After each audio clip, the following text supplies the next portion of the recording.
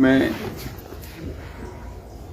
3 विधानसभा क्षेत्र में विधानसभा के उपचुनाव, जिसके लिए आज मतदान हो रहा है। और मैं इस बात को देख रहा हूं कि अभी तक के जो मतदान के लिए जो हमको जो जानकारी मिली है कि काफी उत्साह के साथ लोग बड़ी संख्या में मतदान करने के लिए मतदान केंद्र पर पहुंचे। लगभग 16% मतदान अभी तक जो है वो तीनों विधानसभा क्षेत्र में लगभग हो चुका है।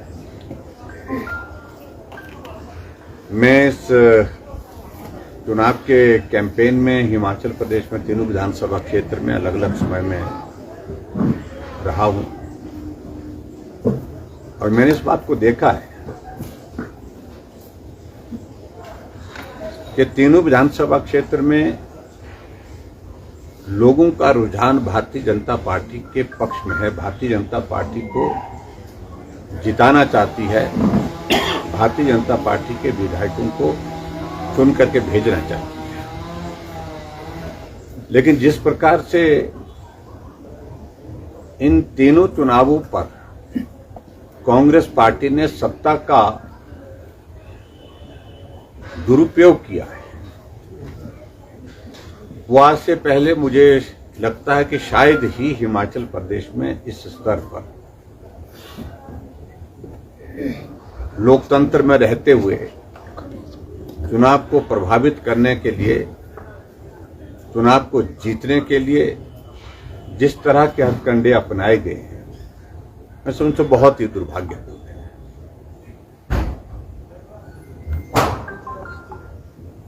सैकड़ों लोगों की दुकानों पर छापे मार दिए गए। जिनकी भी दुकान पर कहीं भारतीय जनता पार्टी का झंडा सामने दिखा, पोस्टर दिखा, टीमें वहां पर भेजी गई और उनके सारे कागजात लेकर के उन दुकानदारों को परेशान किया जाए। कर्मचारियों को तो एक तरफा ही आदेश किया गया है कि अगर कर्मचारी कहीं भी भारतीय जनता पार्टी के पक्ष में वोट डालेंगे, अगर कहीं भी लगा, उनका परिवार का कोई सदस्य, उनका कोई रिश्तेदार, तो इस बात को मान करके चलिए चुनाव के परिणाम के पश्चात, चुनाव के बाद उनको दूर दराज के इलाके में किन्नौर, भरमौर, सिरमौर, पांगी ऐसी जगह जाना पड़ेगा।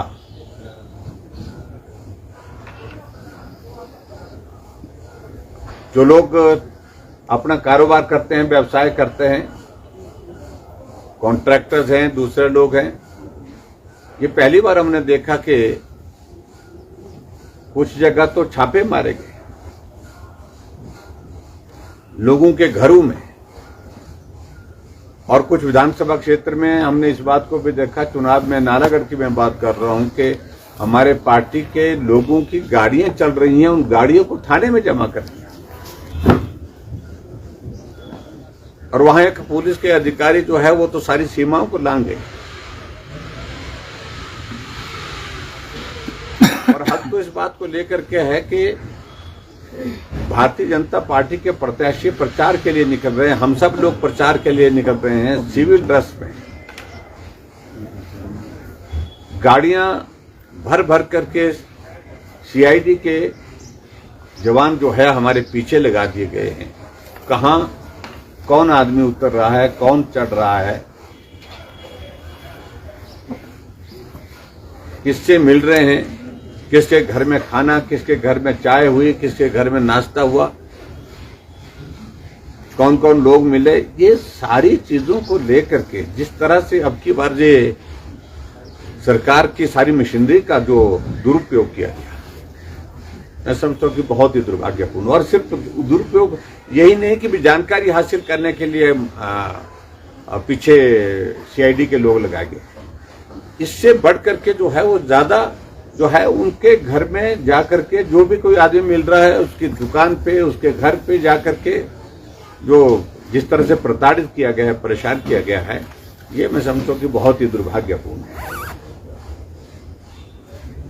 हिमाचल प्रदेश में अभी हाल ही में जो लोकसभा के चुनाव हुए, इन लोकसभा के चुनावों में कांग्रेस पार्टी सत्ता में रहते हुए हारी है और उस हार की वजह से एक दहशत के माहौल में डरे हुए हैं कहीं ये उपचुनाव न हार जाए और उसके बाद उसका सरकार पर बहुत विपरीत असर पड़ेगा। इस तरह से पूरे चुनाव को जो है वो प्रभावित करने की दृष्टि से प्रयत्न किए जा रहे हैं।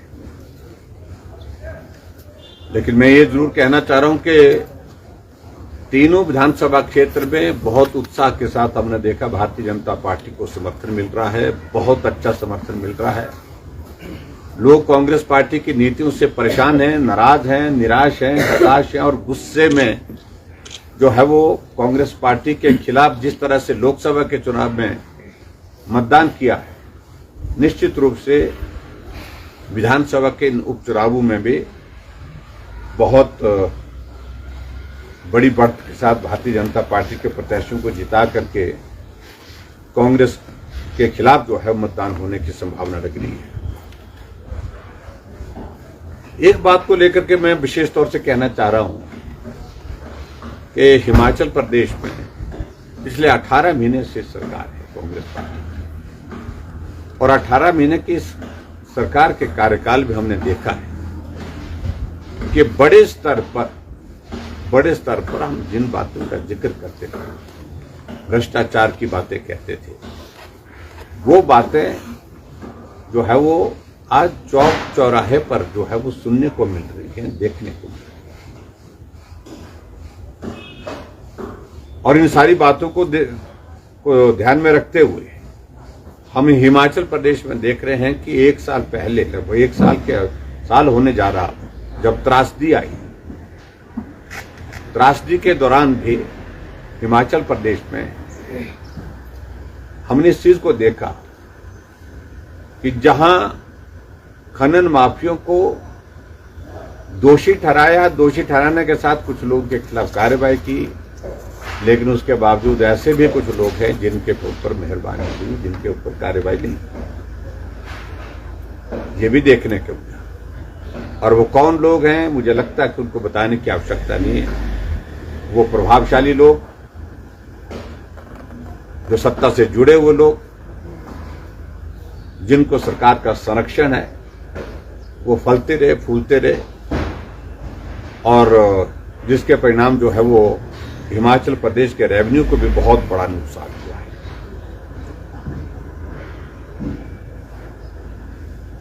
बहुत सारी चीजों को लेकर के अभी तक जो है मामले यहां हिमाचल प्रदेश में देखने को मिल रहे हैं। मैं उस तरह से मैं देख रहा हूं, कुछ मामले उठे हैं, जैसे मैंने एक बात का जिक्र सुना, मैंने जो सुधीर शर्मा ने उठाया, जो इलेक्ट्रिसिटी बोर्ड का 175 करोड़ रुपए का जो टेंडर 245 करोड़ में किया जा रहा है, ये अपने आप में एक बहुत बड़ा घोटाला दिखता है। स्कूल के बच्चों को पीने के पानी की बोतल्स देने की बात थी और लगभग 90 करोड़ का वो टेंडर, उसमें स्पेसिफिकेशन सारी चेंज करके किसी व्यक्ति को फेवर करने की दृष्टि से वो सारा किया गया। और जो बॉटल्स हैं, ना क्वालिटी उसमें मेंटेन करने की बात आ रही, जो सैंपल पास किया है, जो जानकारी हमको मिली है, ये जांच का विषय है, और ना ही सैंपल के साथ साथ में उसमें वो सारी चीजें जो नॉर्म्स के मुताबिक होनी चाहिए तो उसके मुताबिक है। और रेट्स भी बहुत एक्सॉर्बिटेंट है, बहुत ज्यादा रेट्स के साथ वो टेंडर खोलने की शुरुआत हो चुकी है। उसकी फाइनेंशियल बिड शायद ओपन हो गई है, बाकी सारी चीजों को लेकर के वो आगे करने की तैयारी चल रही है। वो भी बहुत बड़ा भ्रष्टाचार का एक बहुत बड़ा जो है वो उदाहरण हमारे बीच में देखने को मिलेगा। और मैं समझता हूं कि इस सारे में अगर जांच हो तो निश्चित रूप से उसमें जो है वो बहुत बड़ा घपला निकलेगा, बहुत बड़ा जो भ्रष्टाचार निकलेगा। और इसके साथ साथ में मैं ये भी कहूंगा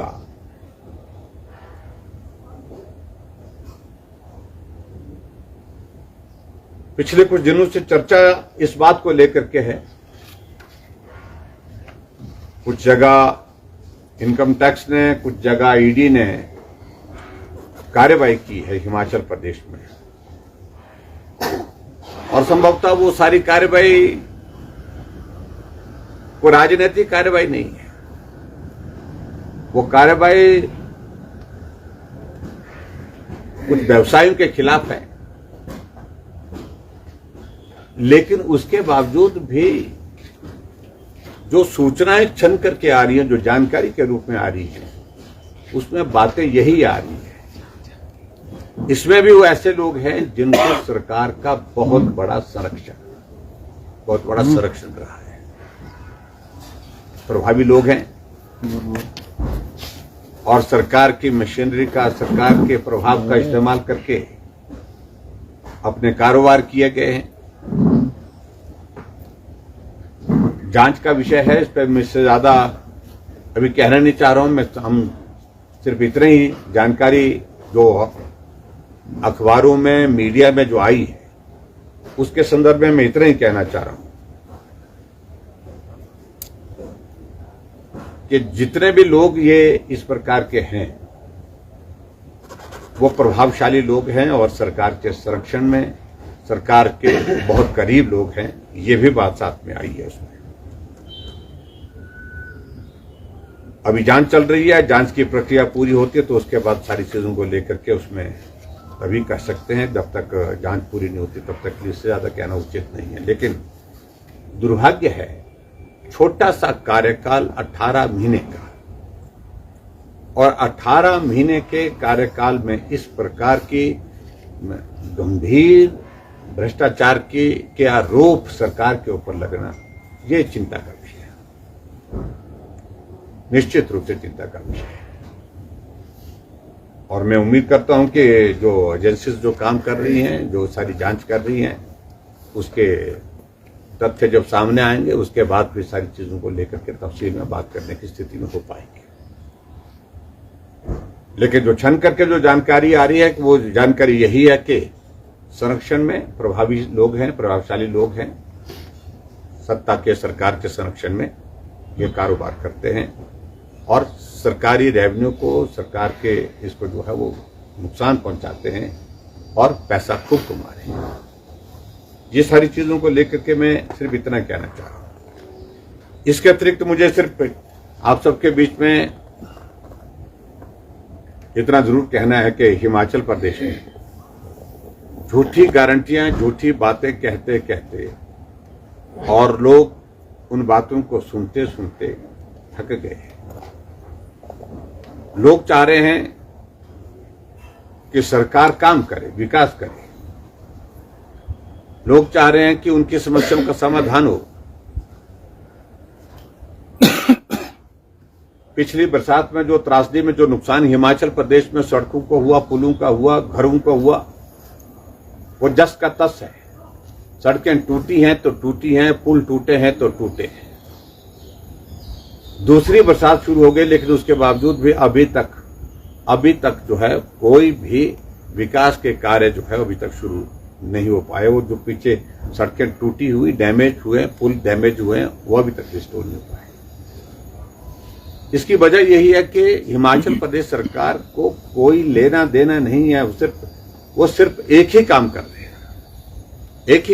हैं। वो क्या काम कर रहे हैं? वो काम कर रहे हैं कि सत्ता को कैसे बचाया जाए, कुर्सी को कैसे बचाया जा सके। इसलिए इस बात के लिए प्रयत्न किए जा रहे हैं। और इसलिए मैं समझता हूं ये बहुत दुर्भाग्यपूर्ण परिस्थिति है जो हमारे तीनों विधानसभा क्षेत्र में जो हमारे पार्टी के जो प्रत्याशी जो चुनाव लड़ रहे हैं, इन उपचुनाव में तीनों के परिवारों को प्रताड़ित किया गया है, तीनों के कारोबार बंद कर दिए गए हैं, तीनों के ऊपर जो है मामले दर्ज कर दिए गए हैं। और ऐसे में मैं समझता हूं कि जो जिस प्रकार से हिमाचल प्रदेश में सत्ता को चलाने का एक प्रयास जो है वो लोगों को डरा करके, धमका करके किया जा रहा है, उस पर विराम लगना चाहिए। और मैं उम्मीद करता हूं कि इन तीनों उपचुनाव में भारतीय जनता पार्टी को लोग समर्थन देंगे। भारतीय जनता पार्टी की जीत सुनिश्चित करेंगे, ताकि एक बहुत बड़ा संदेश जो है वो कांग्रेस पार्टी के इस तरह से कामकाज करने के तौर तरीके पर जा सके, यही मुझे कहना है। सर, हिमाचल प्रदेश की राजनीति में बदले की भावना से काम होता रहा और आपके समय इसमें विराम लग गया था। अब फिर से आपको लग रहा है कि उसी परिपाटी पे जो है सरकार चल रही है? देखिए, मैं इस बात को पहले से इस बात को बड़ा स्पष्ट कर दिया था कि मैंने हिमाचल प्रदेश में सत्ता संभालने के बाद पहली कैबिनेट की बैठक में फैसला लिया था कि हम बदले की भावना से काम नहीं करेंगे, प्रतिशोध की भावना से काम नहीं करेंगे, और नहीं किया, और 5 वर्ष तक नहीं किया। ठीक है, जहां कोई गलत करता था उनके खिलाफ कानून के मुताबिक कार्रवाई, लेकिन इतना मुझे इस बात को लेकर संतोष है कि 5 साल के कार्यकाल में कोई भी इस तरह की भ्रष्टाचार की और इस तरह की गलत चीजों की जो है वो बातें हमारे सरकार के दौरान नहीं हुई। बदले की भावना से काम नहीं हुआ, और भ्रष्टाचार का भी मैं कह सकता हूं कि कोई आरोप नहीं रहा 5 वर्ष तक सरकार की। सर, पॉलिटिक्स ऑफ वेंडेटा का आपने बिल्कुल अपने कार्यकाल में नहीं होने दिया, लेकिन ये जो ईडी और सीबीआई के छापे अभी डले हैं नदौन में, हमीरपुर में, कांग्रेस का सीधा कहना है कि ये सरकार को दबाने और पॉलिटिक्स ऑफ वेंडेटा की ही एक तस्वीर है। देखिए, एक तो मैं पहली बात कह रहा हूं कि जिन छापों को राजनीतिक दृष्टि से सोचने की आवश्यकता नहीं, किसी पॉलिटिकल आदमी के ऊपर तो किया नहीं है। जो कुछ भी कार्रवाई हुई है, ये व्यवसाय, ये मुझे तो जानकारी ज्यादा नहीं है, लेकिन उसके बावजूद भी मेरी जानकारी के मुताबिक तो ये कार्रवाई जो है एक रूटीन की, व्यवसाय में कुछ गलत करने वाले लोग, जो गलत तरीके से पैसा कमा रहे लोग, उनके ऊपर कार्रवाई है। हाँ, इस बात को लेकर के आगे जिस तरह से तार जोड़ने की बात आ रही है, वो चौंकाने वाली बातें जरूर है, वो हैरान करने वाली बातें जरूर है, और इसको राजनीतिक दृष्टि से पॉलिटिकल वेंडेटे के साथ ये किया गया है, ऐसा मुझे लगता है कि ऐसा स्वरूप इसको देना उचित नहीं होगा। सर, लगातार प्रदेश में कानून व्यवस्था बिगड़ रही है, नशे का कारोबार भी बढ़ रहा है, क्या कहेंगे सर? आपके समय में भी कमेटीज गठित की गई थी, इंटरस्टेट में भी उस समय रोकने का प्रयास किया गया। ये कानून व्यवस्था तो हिमाचल प्रदेश में सरकार को उस तरफ ध्यान ही नहीं। मैंने कहा कि हिमाचल प्रदेश में कांग्रेस पार्टी की सरकार जब से बनी है, उनके सामने तो एक ही बात है कि सत्ता, कुर्सी और अपने लोगों को कैसे हम संरक्षण दे सकते हैं, इन सारी चीजों को लेकर काम चल रहा है। विकास उनकी कोई प्राथमिकता नहीं, कानून व्यवस्था उनकी कोई प्राथमिकता नहीं। कहने के तो व्यवस्था परिवर्तन है, लेकिन कानून की धज्जियां उड़ गई। आपके यहाँ बद्दी में अभी कुछ दिन पहले गोली चली, कारण क्या था? कबाड़ का झगड़ा था। बिलासपुर में कोर्ट परिसर में गोली चली, और कांग्रेस पार्टी का पूरा विधायक का बेटा पंजाब से शूटर को बुला करके गोली चलाने का काम करते हैं। आज जेल की सलाखों के पीछे हैं वो। एब्सकॉन्डिंग थे, बाद में जब हाईकोर्ट ने जमानत नहीं, तब जाकर के उनने जो है पुलिस के सामने सरेंडर किया, पुलिस ने गिरफ्तार किया उनको। और इसी तरह से एक नहीं अनेक घटने मैं देख रहा हूं कि हिमाचल प्रदेश में 18 महीने के इस छोटे से कार्यकाल में 100 के करीब हत्याएं हो गई, और 300 से ज्यादा बलात्कार की घटनाएं हिमाचल प्रदेश में हो गई। कानून व्यवस्था की तो कोई चिंता ही नहीं सरकार को, और खासतौर से जो खनन माफिया, ड्रग माफिया, उनको संरक्षण दिया जा रहा है। अब नालागढ़ में हम जाते थे, बच्चे की जुबान पर ये सारी बातें हैं कि जो भी इस ड्रग्स के जो धंधे में जुड़े हुए लोग हैं, उनको संरक्षण कोई व्यक्ति विशेष देते हैं, जो कांग्रेस पार्टी के साथ जुड़े हुए हैं, कांग्रेस पार्टी के नेता हैं। ये चिंता का विषय है। सर, क्या इन चुनावों के बाद कोई परिवर्तन देखने को मिल सकता है सरकार? आप देखना चाहते हैं परिवर्तन? देखिए, मैं इतना जरूर कहता हूं कि कांग्रेस पार्टी ने लोकसभा के चुनाव के दौरान जो है वो जिन राज्यों में परफॉर्मेंस कांग्रेस की अच्छी नहीं हुई, उनके लिए कमेटी कॉन्स्टिट्यूट की, और उसमें हिमाचल प्रदेश भी एक प्रदेश ऐसा है कि जहां कांग्रेस पार्टी के नेतृत्व ने जो है वो केंद्रीय नेतृत्व ने कमेटी कॉन्स्टिट्यूट करके जांच की आदेश दिए हैं कि रिपोर्ट लाइए, और निश्चित रूप से जब रिपोर्ट जाएगी, और वो रिपोर्ट जो संभवतः पिछले चुनाव के पिछले दौरान जो हिमाचल प्रदेश में जो पॉलिटिकल टर्मोइल राज्यसभा के चुनाव के दौरान हुआ था, उसके साथ जो है जोड़ करके, क्योंकि उस वक्त भी नेतृत्व परिवर्तन के लिए कमिटमेंट कुछ नेताओं को कही है उन्हें, तभी वो काम लगे, तभी वो वापिस होकर के सरकार में जुटे। अन्यथा वो भी अपने रास्ते निकल गए थे, कहीं जा रहे थे, कहीं मुझे मालूम नहीं कहाँ जा रहे थे, लेकिन जा रहे थे।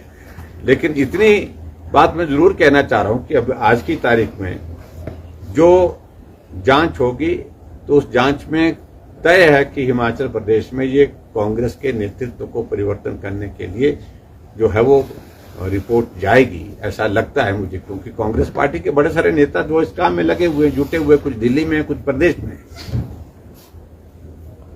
लेकिन हमारा मानना है कि नेतृत्व परिवर्तन से गुजारा नहीं होगा। इस कांग्रेस की सरकार ने हिमाचल प्रदेश का बहुत बड़ा नुकसान कर दिया।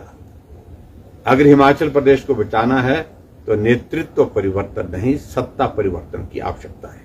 सर, दिल्ली में आपकी मुलाकात केंद्रीय मंत्रियों से हुई है, आपने अमित शाह जी से भी मुलाकात की है, तो क्या इस कड़ी में भी कोई बातचीत हुई? क्योंकि सरकार को गिराने का जो आपका इससे पहले आप लगातार बात करते रहे हैं, क्या आपको लगता है कि वो दौर अभी भी बचा बाकी है? देखिए, बिल्कुल भी इस तरह से इन सारी चीजों को देखने की आवश्यकता नहीं।